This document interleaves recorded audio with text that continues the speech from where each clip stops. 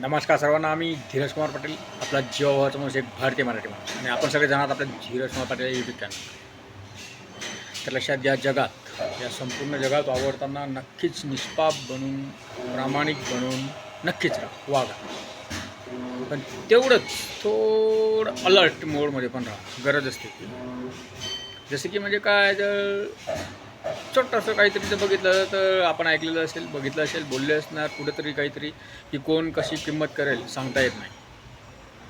म्हणजे ते असतं ना बघा, कधी तुम्ही अगदी म्हणजे आपल्या ऐकलेलं असेल, उदाहरणासहित आपल्याच घरच्याच आजोबांनी, वडीलधाऱ्या माणसांनी आपल्याला सांगितलेलं असेल उदाहरण, की एक दगड असतो, चमकणारा दगड. त्याची बाजारातली किंमत जो तो आपापल्या पद्धतीने करतो.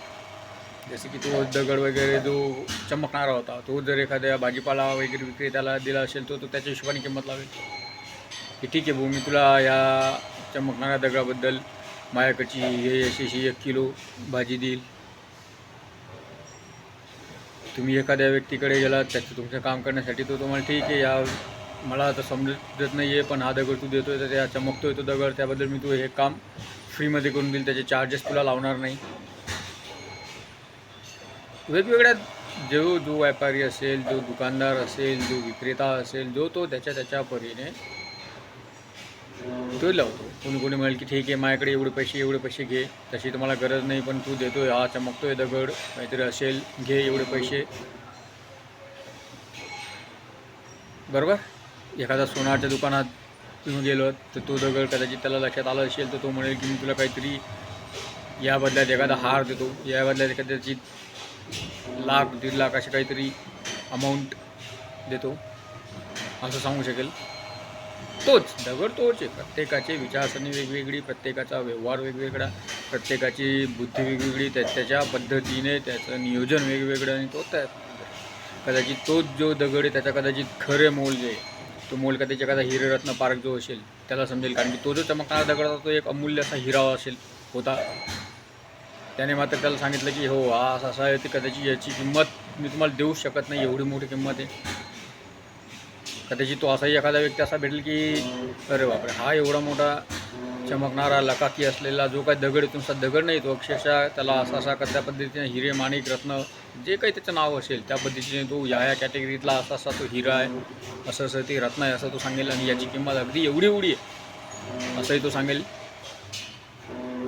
म्हणजे लक्षात घ्या, जो तो ज्याच्या पद्धतीनेच त्याची किंमत सांगेल. खरी किंमत कदाचित समजणारच नाही, किंवा समजेल तर भरपूर उशिरा समजेल. प्रत्येकाकडून मात्र समजण्याची अपेक्षा, त्याची खरी किंमत समजण्याची अपेक्षा ठेवू शकत नाही, आणि कोणी करतही नाही. बरोबर आहे. कदाचित आम्ही जो तुमच्यासमोर बोलत आहोत, आम्हाला कदाचित त्याची खरी किंमत करू शकेल याची शाश्वती नसते, नाही कदाचित नॉलेज. पण लक्षात घ्या, आता जे बोलत होतो, जगात राहताना अलर्ट राहा. अलर्ट कसं, की एवढ्या लोकांना, ज्या लोकांना जो दगड आहे, तो म्हणजे हिरेमारिक, तो ज्या दगड ज्याला आपण पहिली उपाधी दिली होती, तो ॲक्च्युली जो हिरेमारिक आहे तो दिसला, त्यापैकी खरंच कोणालाच त्याची खरी किंमत समजली नसेल का? मोजक्या हातावर बोटावर मोजणाऱ्या लोकांनाच त्याची खरी किंमत समजली असेल का? नक्कीच तसं नाही. पण त्याने आपापल्या पद्धतीने हिशोब लावून मोकळा झाला, पुढचा विचार केला नाही. समोरच्याला कदाचित त्याला मनात पापही येतं की समजलंही असेल, कदाचित तो सोनाराकडे जेव्हा गेला होता त्या सोनाराला नक्की समजलं असेल, हे तर खूप मोठा हिरा आहे, रत्न दिसतंय असं. किंवा ज्याला नाही समजलं, पण त्याला हे तर लक्षात आलं असेल का हा नुसार दगड नाही आहे, जरी त्याला लकाकी आहे, चमकणारा आहे, पण हा नुसार दगड नाही आहे.